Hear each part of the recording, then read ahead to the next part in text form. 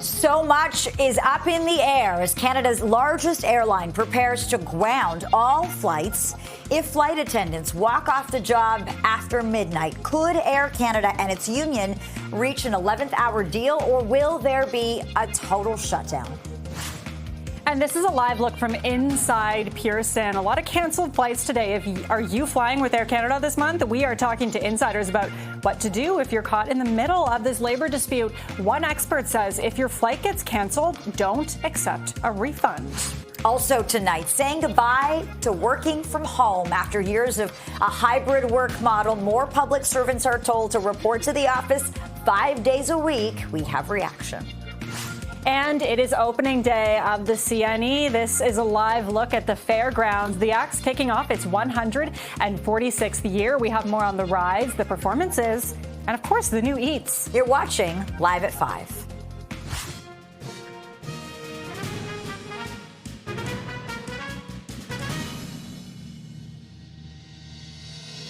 Good evening. I'm Lindsay Biscaya. And I'm Lena Latafat. Thanks so much for joining us, and welcome to Live at 5. Hundreds of flights have been canceled, and Air Canada is looking at a complete shutdown. This as flight attendants are set to strike in just a couple of hours. CP24's Melissa Duggan joins us live now from Pearson Airport with the latest. Melissa, you've been there speaking to people, officials, passengers as well, who had flights with Air Canada. What are people telling you?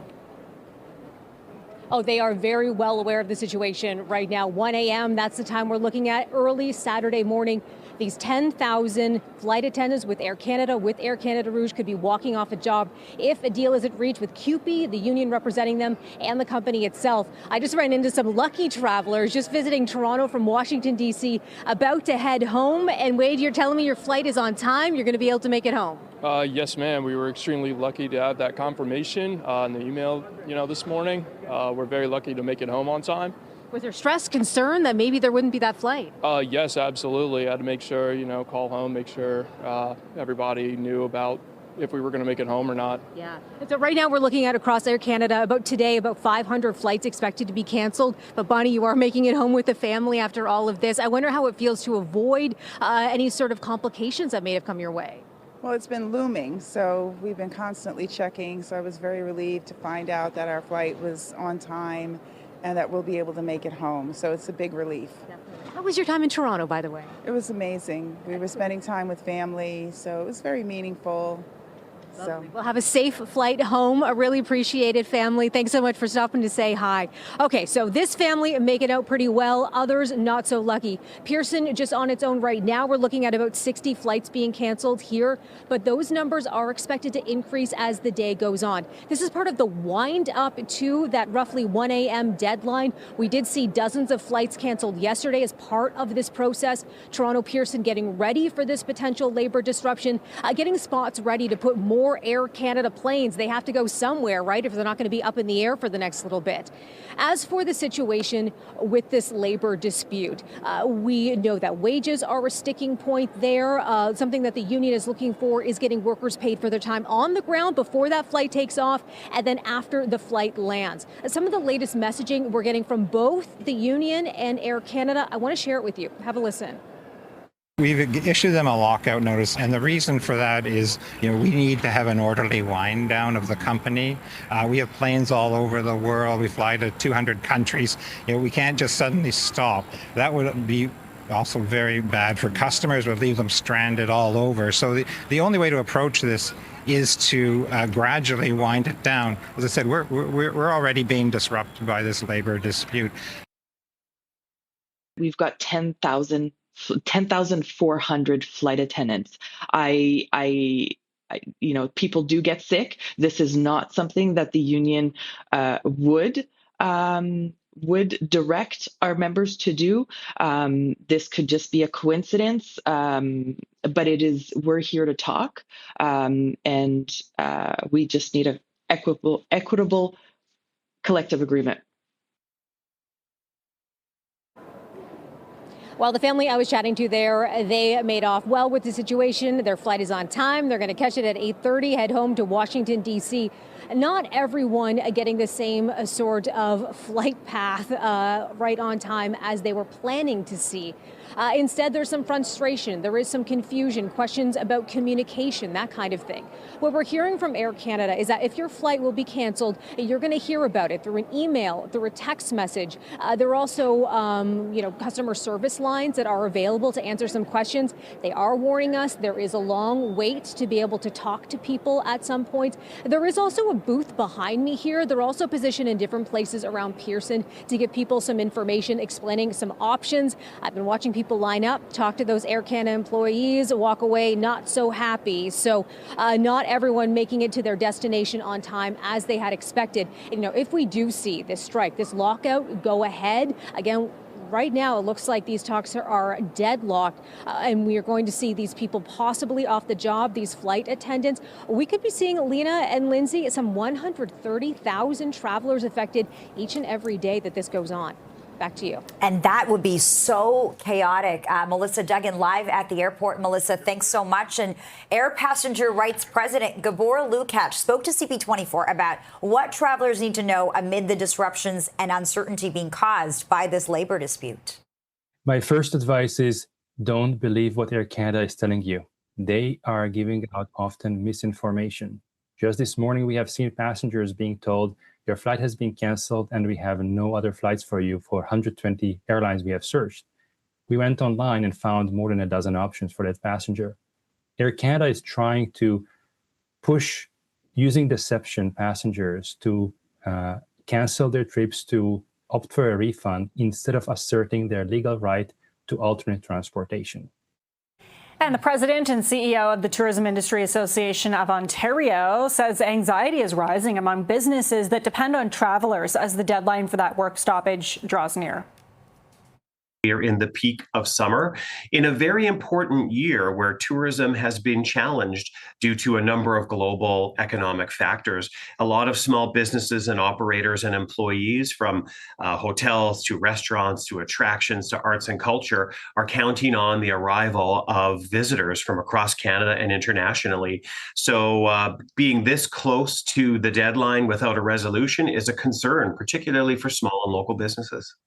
All right, it's 5:07, 29 degrees. Let's get a check on that drive home on this Friday night. Traffic specialist Adjoa Nsiabois has all those details. Do we want the details is the question. You're going to get the details whether you want them or not. Well, we are dealing with quite a few problems, Lindsay and Lena, watching this collision, which is really impacting the drive into Mississauga. So major issues, westbound 41. This is in the collectors on the approach to here, Ontario. 2 left lanes are out following this collision. The good news, emergency crews are on scene. Bit of bad news, it's very slow. If you're heading in the collector lanes, jammed solid from well before the 410. Look at these express lanes. They're moving swimmingly, so that's probably where you want to be. Had word of some problems. MTL's reporting a stalled vehicle eastbound 401 somewhere in and around the 400. I've been trying to find it, haven't spotted it yet. What I am seeing is big delays, and problems I can see, which have cleared. So some good news for commuters on the Gardiner westbound, at least. Westbound Gardiner right through Spadina had a collision. It was in the 2 left lanes. The problems have cleared. Now, if you're traveling towards the downtown core, in particular in the area of Sherbourne and Dundas, that area completely off limits following an ongoing collision from earlier this afternoon. This CP24 traffic report is brought to you by 407 ETR. Enjoy the journey with a stress-free commute. It is a sign the end of summer is approaching. The 146th edition of the CNE is officially open. Let's go live to CP24. Sija Lu at the X for more on opening day. What are you up to, Sija? Hey, Lena and Lindsay. Well, I am eating some delicious wild food. That is one of the things that the X is known for. This is one of the dozens of items you can try here at the X. It looks like cotton candy, but it is actually spicy cotton candy. This is spicy habanero topped with a butter tart. That is just delicious. But here to tell us more about the X, I'm joined by Mark Holland, the new CEO here. Mark, how great does it feel to have the X open? The weather is amazing. Look at it. It's absolutely beautiful. It's just such an incredible experience. And you think 146 years. So here we have this fantastic weather, crazy food, great rides, amazing music. It's an incredible time to be at the X. Yeah, let's talk about something new this year, Dinner in the Sky. It's really an elevated dining experience. We can't see it right now, but soon enough, people will be literally having dinner in the sky. Yeah, I went up yesterday. I'm a little afraid of heights myself. It's something else because you're suspended 150 feet in the air. This was huge in Tokyo and in Dubai, and now you can do it. You have this elevated dining experience. They prepare the food right in front of you as you have this incredible view of the city and of the Midway with great weather. It's pretty incredible, particularly at sunset. And of course, you have the Super Dog. Really? You should go. I've always wanted to go. It's such a success year after year. Well, I think it connects us to our youth, right? I mean, we've all gone to the X. We've had these amazing experiences with friends and family. So when we come, we're expecting new adventure, fun things to try, fun things to do, like our incredible music we have this year, and then, to make new memories. So we want to hold on to those traditions and build on it with a lot of sense of adventure. Yeah, and speaking about music, we can hear some of that behind us. And tonight, is it Sean Desmond opening up the X? Yeah, Sean Desmond tonight, and then we have Moist, and Mariana's Trench, the Commodores, July Talk, Rural Alberta Advantage. A huge lineup. I think one of our best lineups of music we've ever had. Yeah, lots of big names on there. Do you have any advice for people who are coming down to the X, whether it's for the first time or they are coming down for the 20th time and just want to do something new? Yeah, I mean, try something new, right? I mean, there's everything from Elvis Stoiko's skating show to Mythos, which is our arts and cultural experience. And then you've got our international stage where we have artists from all over the GTA, from many different backgrounds. You can hear something totally new. Make sure you put sunscreen on. These are beautiful days. But, look, you're going to have a fantastic time. Every time is something different. Well, thanks so much, Mark. Appreciate your time. And speaking about trying something new, we're about to try this spicy cotton candy. It looks like it's about to melt in the sun right now, but cheers. Happy opening of the X. But Lena, Lindsay, this is just day one of the X. It runs until Labor Day.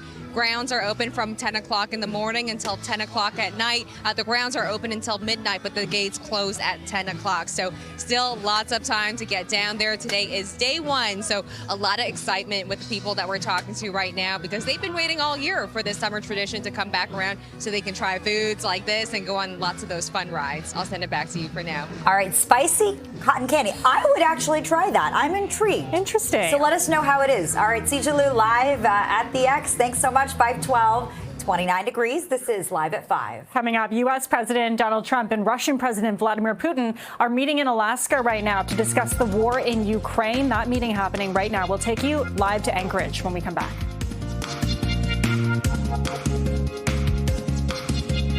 U.S. President Donald Trump and Russian President Vladimir Putin are meeting in Alaska right now at a high-stakes summit on the Russia-Ukraine war. And CTV National's Mike Couture joins us live from Anchorage with the very latest. We saw some stunning images from the tarmac earlier this afternoon. The two world leaders shaking hands, smiling, speaking with each other as they posed for photos. When could they address the media, Mike? Yeah, possibly at about 7:30 Eastern time. That was the rough schedule for things, but we don't know exactly how long this meeting is going. We know that they did start to meet about an hour ago. U.S. President Donald Trump has already said in the past that he'll know within the first 2 to 5 minutes whether or not it'll be a good meeting, and he could just walk out on it. And so this may be an indication that things are at least going well or okay. The fact that it has been at least an hour that they are now having this conversation. We know they are meeting in essentially a trilateral or a meeting with a 3-on-3 format where you have Secretary of State Marco Rubio, Steve Witkoff, who is his special envoy to Russia, who's in the meeting as well with Trump. And on the other side, you have Vladimir Putin and Sergei Lavrov, who's the foreign affairs, the foreign minister for Russia. So whether or not they will emerge together and be in the room behind me here at those podiums having a joint press conference, that is the big question.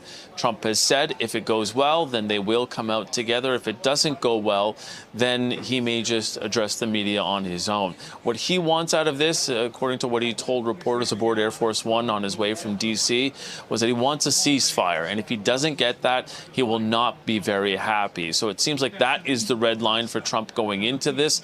That would be something that obviously Ukrainian President Volodymyr Zelensky has been asking for a long time, and that is what one of his asks was of this meeting as well. He, as we all know, has not been invited to this, but he could be part of another meeting if there is another one that Donald Trump has suggested could happen shortly thereafter that may also include European Union, European leaders who may be part of these talks on this path towards peace. So, Mike, can we talk about that a little more? Because, as you mentioned, there has been some European leaders, as well as Zelensky himself, who initially were pushing back and criticizing the fact that Zelensky wasn't part of this meeting happening today. Yeah, exactly. They definitely wanted him at the table and to be part of these discussions so that he could have that say. He has said, a number of others have said, including Prime Minister Mark Carney, Canada is part of the coalition of the willing that is supporting Ukraine. And they have all said loud and clear and continue to reiterate that no decision on the borders of Ukraine will happen without the express consent of Ukrainians. And that is one of the concerns by Zelensky, is that this meeting will set out some sort of land swap or some sort of decision on a path forward without him sitting at the table. That's why European leaders and Zelensky had a conference call with Trump on Wednesday, trying to set out some of the parameters and really the expectations of what they wanted from this whole summit. But this is something that they are concerned about going forward, whether or not in those meetings that Trump will hold the line and will stick to demanding that ceasefire, or whether or not Putin will try and convince him to agree to something else. Okay. All eyes on this. Mike LeCouture reporting live from Anchorage, Alaska for us tonight. Thanks so much for your reporting. We certainly appreciate this. 5:18 now, 29 degrees. This is Live at 5. Up next, the province's police watchdog has cleared 2 Toronto officers in the fatal shooting of a 16-year-old boy. We'll tell you the details about that next. Welcome back. The province's police watchdog says 2 Toronto officers have been cleared of any wrongdoing after the April shooting death of a 16-year-old boy in North York. Body camera obtained by CP24 captured that interaction on the night of April 20th near Shepherd and Bathurst.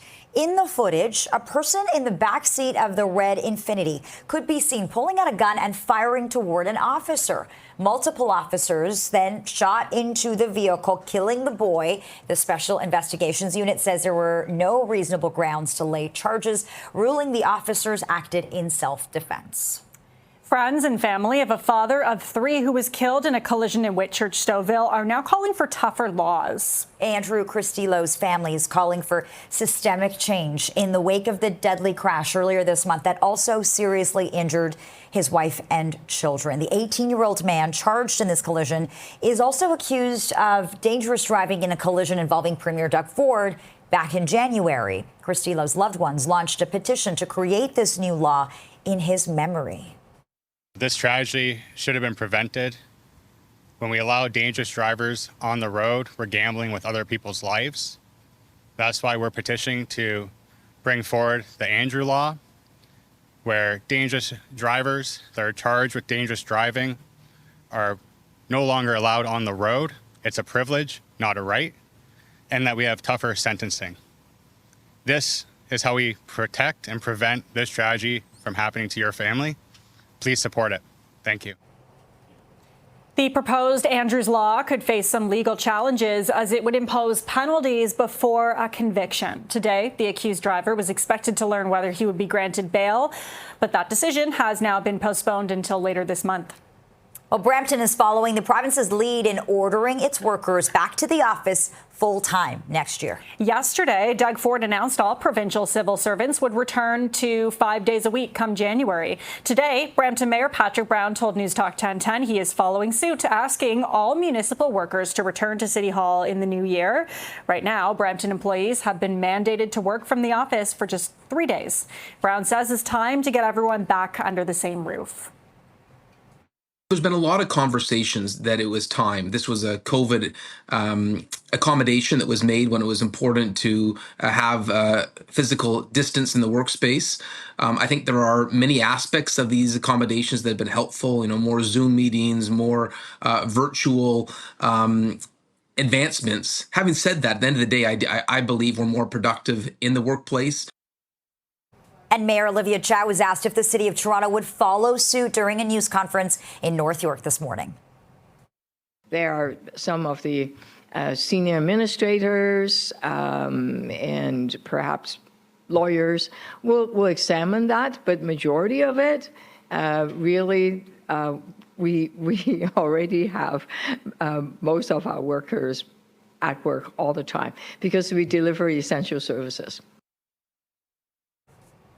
The city of Mississauga is not ending its work from home policy. Meanwhile, Mayor Carolyn Parrish wrote on social media, Mississauga will continue the current hybrid work weeks with optional 3 days in office and 2 remote. 80% of more than 88,000 staff attend in person 5 days a week by choice. 20% are hybrid. We constantly monitor to ensure excellent service for residents and positive engagement with our employees. And obviously this comes after yesterday when the premier said he believes about a third of Ontario public servants are already back in the office full time. It's something the provincial government continues to push for. For sure. 5:24 right now, 29 degrees. This is Live at 5. The Toronto Argonauts are going to be temporarily displaced next summer. We're going to tell you why that is coming up next.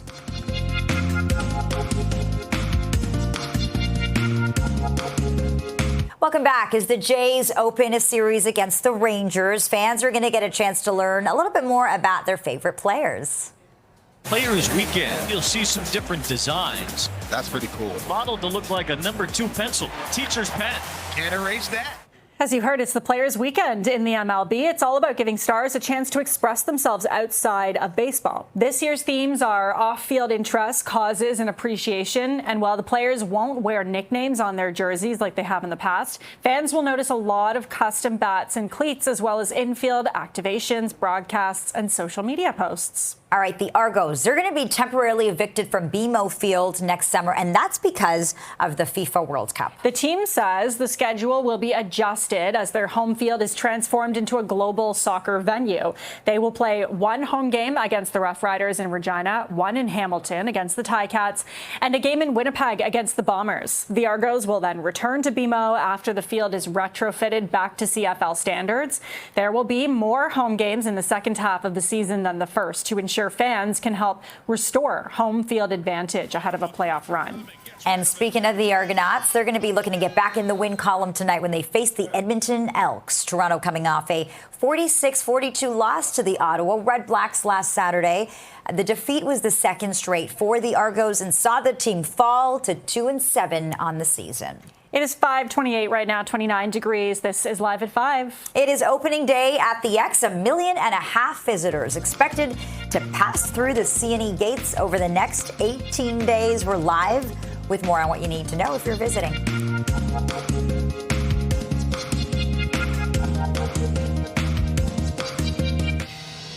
So much is up in the air as Canada's largest airline prepares to ground all flights if flight attendants walk off the job after midnight tonight. Could Air Canada and its union reach an 11th hour deal, or will there be a total shutdown? And this is a live look from inside Pearson tonight. Are you flying with Air Canada this month? We're talking to insiders about what to do if you're caught in the middle of this labor dispute. And one expert says, if your flight gets canceled, do not accept a refund. Also tonight, saying goodbye to working from home. After years of a hybrid work model, more public servants are being told to report to the office 5 days a week. We've got reaction to that. And it's opening day of the CNE. The X is kicking off its 146th year. We have more on the rides, the performances, and the new eats. This is Live at 5.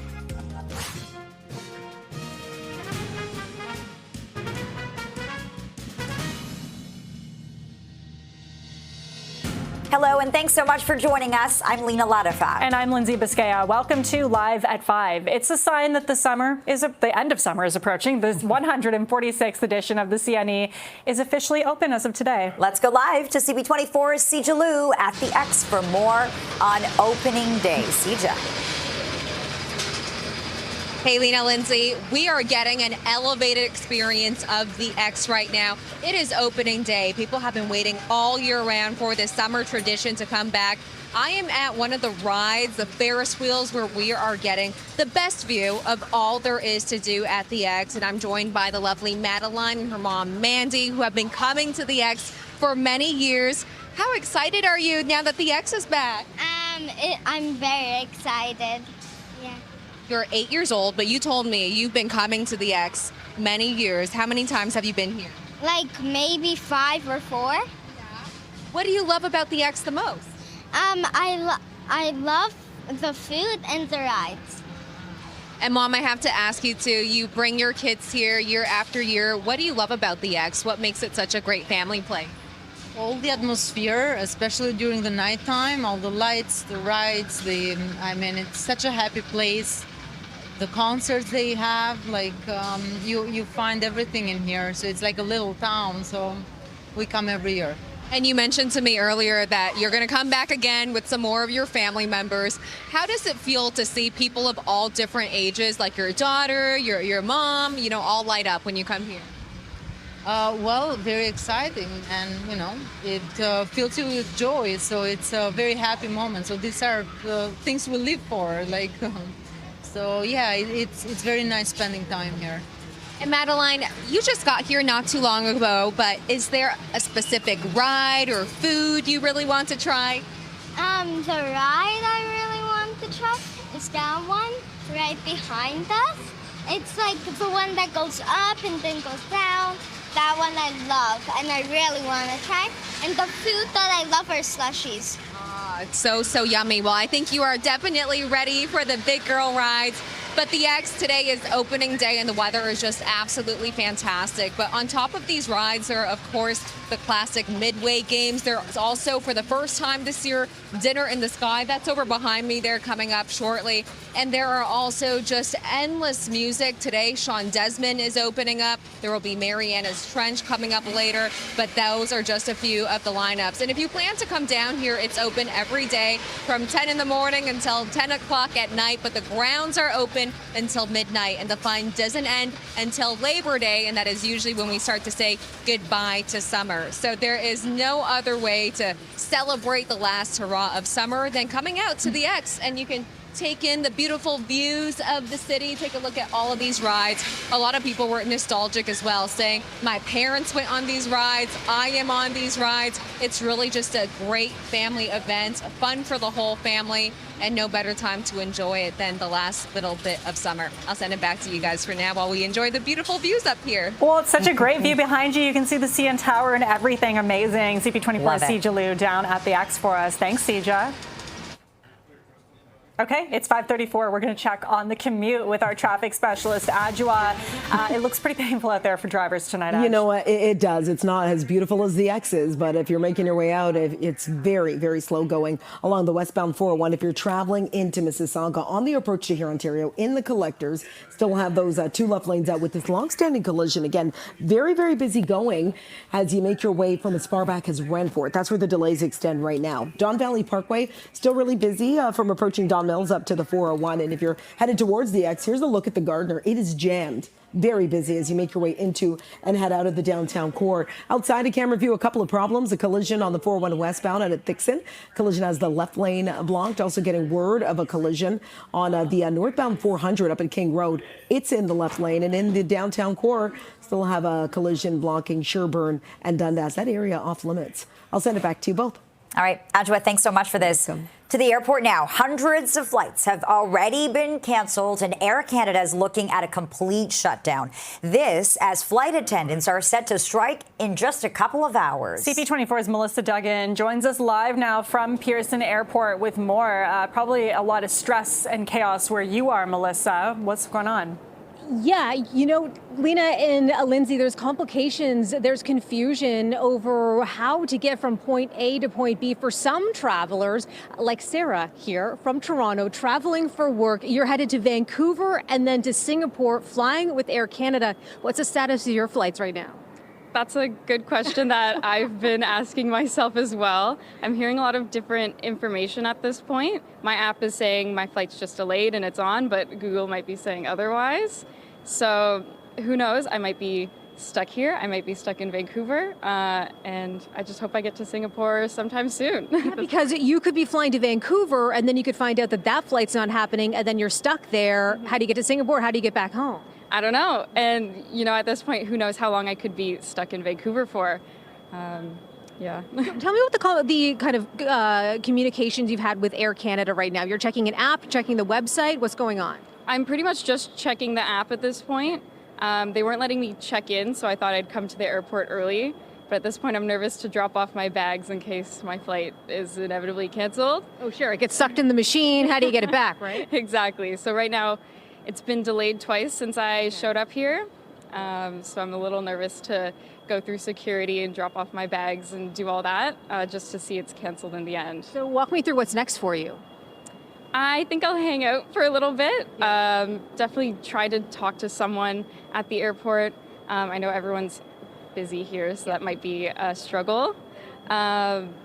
I just hope I get on a flight, I guess. Well, best wishes to you. I hope you eventually get to Singapore. But that just gives you an idea of the different kind of situations that people are in right now. Maybe there's a connecting flight. Maybe they're traveling with a big whole family. How are you going to get around, especially if that flight is canceled? Could you find a replacement one? And of course, the clock is ticking on summer. We only have a couple of weeks left before school begins, so people want to squeeze that last vacation in. So looking at the timeline that we've got right now, 1 a.m. is when we could see those 10,000 flight attendants with Air Canada, with Air Canada Rouge, walk off the job. This after negotiations appear to be at a standstill between CUPE, the union representing those workers, and Air Canada. We were hearing today from both of those sides, kind of sharing their latest messages with us ahead of this overnight deadline. Here's what they're telling us. We're just waiting to talk. That's what we want to do. We want to talk. We still have hours and hours before our deadline. I am convinced that we could come to an agreement before any more disruptions are made. I just want to highlight here that, you know, the strike or lockout would have started past midnight tonight. There shouldn't be any cancellation at this point. These are choices that Air Canada is making. We want to be at the table to discuss a collective agreement that is fair and equitable for our flight attendants. We'd like an arrangement that, you know, recognizes the contribution of our flight attendants. They're the best flight attendants in Canada. You know, they're great, and we have put an offer on the table that will recognize that, make them the best paid in Canada. Negotiations are always complex, and we've said, we are still engaged, and we're going to work to get a solution, and hopefully sooner than later. Also happening today, CUPE rejecting a request from Air Canada for binding arbitration. We did hear from the Jobs Minister, Patty Hajdu, her response to that, saying that she thanks the union for the response and that she's strongly urging the parties to work with federal mediators to get a deal done. She says time's precious and Canadians are counting on you. Right now, we're seeing about 300 Air Canada flights canceled so far today. That number expected to reach 500 before the end of the day. Back to you. And it could be total chaos if these flight attendants walk off the job in just a couple of hours. We're obviously watching that deadline very closely, and so is Melissa Duggan, who's live at the airport. Thanks so much, Melissa. We did speak with Air Passenger Rights President Gabor Lukács today about what travelers need to know amid the disruptions. And he had some advice, and he says, don't be a pushover and do not accept a refund. Here's the latest on that. Make no mistake. In the current situation, Air Canada owes you alternate transportation and has to rebook you as a passenger, not just on its own or partner airlines, but also on competitors if it is unable to rebook you on its own network or partner airlines. That's what Air Canada doesn't want to do. If you receive such an email, then what you should do is check if you can find yourself a flight, buy the ticket that Air Canada refused to buy for you, and then send Air Canada the bill. Don't just fall for the deceptive misinformation Air Canada is putting out. Meanwhile, the president and CEO of the Tourism Industry Association of Ontario says a work stoppage will harm businesses that depend on travelers, and he's calling on the federal government to step in. We are really close to a deadline, and we know that negotiations have been ongoing for a very long time. So I think now is actually the time for government to play that important role and help get things solidified and finalized. There's not much time to wait. And we all know that negotiations have been ongoing for quite some time. So we believe it's quite appropriate for that to happen as soon as possible. Meantime, a new poll suggests a majority of Canadians are siding with flight attendants in their labor dispute with Air Canada. 59% tell Angus Reid full hourly wages for all aspects of the flight attendants' work is most important to them. That compares with 41% who say keeping airfares low should be the priority. Half of those questions say this conflict has damaged their own opinions of Air Canada. Just over 1,500 Canadian adults took part in the online survey by Angus Reid.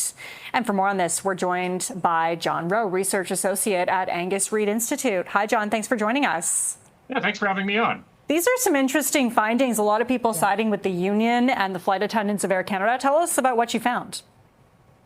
Yeah, this central dispute of this labor unrest here is that flight attendants aren't paid until they're in the air. And a lot of Canadians have sympathies towards that. They believe that's unfair. And I think if it was up to them, they would side with the flight attendants and give them full pay in this dispute. So we also took a look and decided, okay, well, that might mean increases in flights or the cost of airfare. A lot of Canadians are a little bit more hesitant when it comes to increasing costs for their own personal cost of fly, but there is a lot of sympathy from Canadians toward flight attendants in this scenario.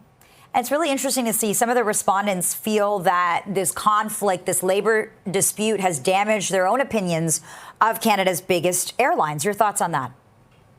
Yeah, I would say in general that airlines probably are one of the not a very popular business among Canadians. We've done previous polling in different areas where it's like, okay, there's all these issues at the airports. Who do you blame? And a lot of Canadians have a lot of ill will towards airlines. I think both Air Canada and WestJet. But in this specific case, there are a lot of Canadians that are saying, yeah, this is actually worsening my opinion of Air Canada as they get into this labor disruption. And I think it does kind of get back to that whole issue of fairness. They don't believe it's fair that flight attendants don't get paid until they're in the air, and they do want to see some changes on that front. Now, with all of that said, a lot of people support flight attendants, but they also don't want prices to go up, airfare prices to go up by compensating flight attendants. So tell us about the findings there. Yeah, well, in our polling over the last couple of years, the cost of living and the rising inflation has been one of the top issues the country is facing, according to Canadians. So I think that does extend to this issue around airfare. And when we ask Canadians, okay, well, if it means that flight attendants are going to be paid for when they're on the ground, when they're deplaning guests off the plane, how much are you willing to pay? 14% of Canadians say, yeah, I'd pay more than 5% more on top of my airfare. Another 29% say, yeah, I'd pay a little bit less or a little bit more, 1 to 5%. Then 34% of Canadians say, no, I don't want to pay anything at all. I think the system is fine as it is. So there is a little bit, I think, of price pressure on this as well. Canadians are looking at this and maybe saying, yeah, you know, if my airfare is going to go up a significant amount, maybe I'm a little bit more on Air Canada's side. Okay. Very interesting stuff here. John Rowe, Research Associate at Angus Reid Institute. Thanks so much for joining us. Appreciate your time. Thanks for having me on. It's 5:45 right now, 29 degrees. This is Live at 5. The province has approved a plan for density and height increases near 120 transit stations across the city that officials believe will lead to the construction of 1.5 million new homes. The City of Toronto and the Ford government have announced a plan they say will make it possible to build 1.5 million homes over the next 25 years. That plan includes amending zoning laws to allow for greater density and taller buildings near 120 transit stations. It triples the target set out in the city's official plan. Mayor Olivia Chow and Provincial Housing Minister Rob Flack made the announcement at Dansby Park Station this afternoon. The former mayor submitted zoning plans around Transit Hub to the province 5 years ago, but they were not at all ambitious. It's only said 500,000 units. That's not enough. The premier, his minister, and I have dramatically increased the number of homes we can build. It's 3 times more homes and far more ambitious. I think what we wanted to see was more than 500,000 homes. So we were able to land on a growth number. Again, remember, Toronto has grown by 270,000 people in just one city in this province. And I look at even in London, Ontario, 40,000 people relatively over the last 2 years. We just aren't able to get the housing built fast enough. So this plan, this official amendment plan, sets the stage, sets a framework for success in the years and decades ahead. The changes announced today in the official plan will need to go before Toronto City Council at a later date. Well, Brampton is following the province's lead in ordering its workers back to the office full-time next year. Yesterday, of course, Doug Ford announced all provincial civil servants would have to return 5 days a week come January. And today, Brampton Mayor Patrick Brown told News Talk 1010 he is following suit, asking all municipal workers to return to City Hall in the new year. Right now, Brampton employees have been mandated to work from the office for just 3 days a week. And Brampton's mayor says the move to return back to the office 5 days a week was really spearheaded by businesses. Well, let me say largely the private sector moved back very quickly after COVID to in-person workplaces. By and large, 5% of the private sector is in that space already. Governments move slower, and there's a tendency that governments move more gradually. But we do notice in our own workplace that we have a higher level of productivity when we have everyone there in person. And Mayor Olivia Chow was asked if the city of Toronto would follow suit during a news conference in North York this morning. We'll examine it, and maybe if we can get this housing built faster through, build more subway stations. The subway stations already, a lot of them are being built, but if we can build more housing, then people don't have to drive as far to get to work. But I'll get the numbers for you if you're interested. I don't think it's a huge number. The city of Mississauga, meanwhile, says it is not ending its work from home policy. Mayor Carolyn Parrish writing on social media, Mississauga will continue the current hybrid work weeks with optional 3 days in office and 2 remote. 80% of more than 8,000 staff attend in person 5 days a week by choice. 20% are hybrid. We constantly monitor to ensure excellent service for residents and positive engagement with our employees. 5:51, 29 degrees. This is Live at 5 on Toronto's Breaking News, CP24. Coming up next, U.S. President Donald Trump and Russian President Vladimir Putin are meeting in Alaska right now to discuss the war in Ukraine.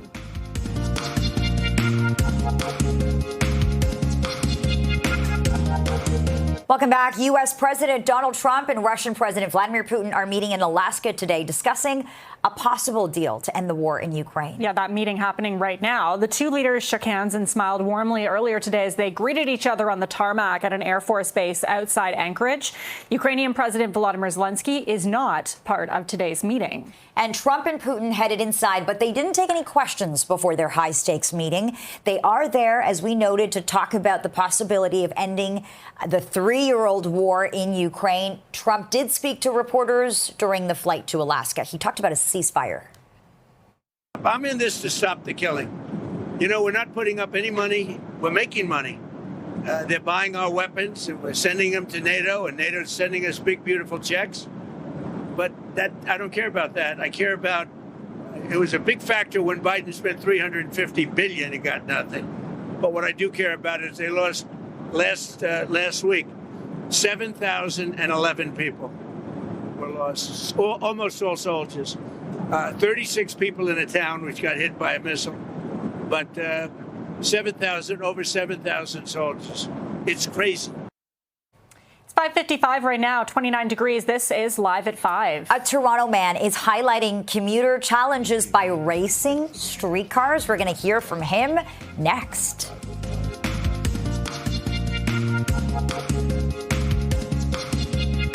A Toronto man is gaining a big following as he tries to highlight the challenges that commuters face downtown. This week on episode 6 of Man vs. Machine, we're back at Broadview Station, taking on the 505 Dundas streetcar with my friend Jack. Mac Bauer's weekly series is titled Man vs. Machine. He attempts to outrun streetcars along their regular routes, and so far he's undefeated, even winning one race by 25 minutes, which gave him time to stop for a coffee. Mac and his partner in the endeavor, Jack Purwan, joined us live today with more on their mission. It's just we're a growing city, and it's important to have good transit, especially the other day, Doug Ford is now saying that everybody has to be back in the office 5 days a week. Mm-hmm. How are you expecting them to get there in a reasonable amount of time? Mm-hmm. Just to go from our house in Leslieville to my wife's office in downtown, it takes her sometimes 40 minutes. Mm-hmm. And it's not something that should be acceptable in such a major city, and especially when the fixes are so easy. Wow. Funny but sad. 5:59 right now, 29 degrees. This is Toronto's breaking news, CP24. It's opening night of the CNE. We're going to continue to bring you the latest developments, and we're keeping a close eye on Air Canada labor disputes. Thanks so much for watching. CTV News at 6 is coming up next.